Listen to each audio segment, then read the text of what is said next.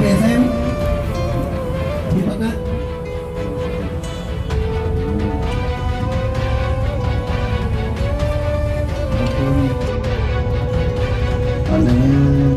Menyepakati untuk sosialisasi anak usia 17 tahun ke bawah dan juga kaum wanita tidak diperkenankan untuk berkeliaran. Ingat, kata-kata kita itu berkeliaran. Kata-kata berkeliaran kita datangi secara baik-baik. Ya Allah, baiklah berkeliaran. Kita datang ke kafe, kita bilang bahwa jangan ada praktek-praktek maksiat di dalam kafe. Jangan ada praktek pelantikan LGBT di setiap kafe. Jangan ada praktek-praktek yang dapat mengundang malah.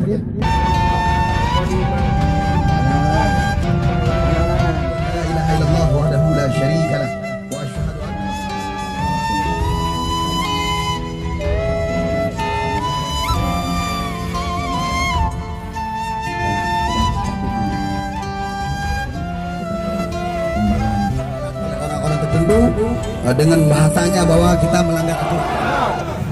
Narelan Aceh Utara pegat nangro LGBT. Narela anak-anak ketanya gelah kita.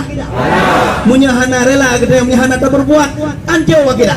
Maka kita harus bertindak bukan secara anarkis, bukan secara kekerasan, tapi kita tetap santun, menjaga norma-norma dan juga menjaga sebagaimana disampaikan oleh Walid tadi. Ya, pegang ewo.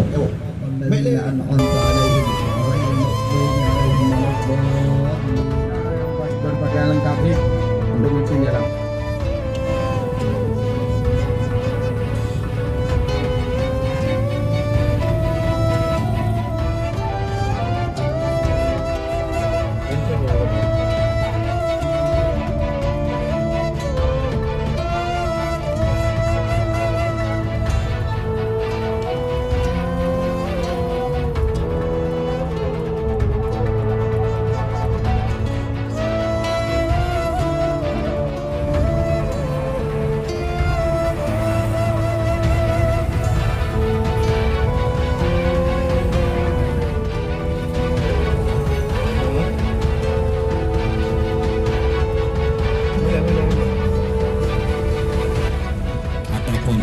Mereka pemandang kitabnya dan dakwah bahwa yang inti itu dua macam anumet di usia belajar jelas terbang menasib kaum perempuan tidak layak dan tidak pantas dalam norma agama dan adat berkeliaran malam hari tanpa didampingi suami ataupun marah.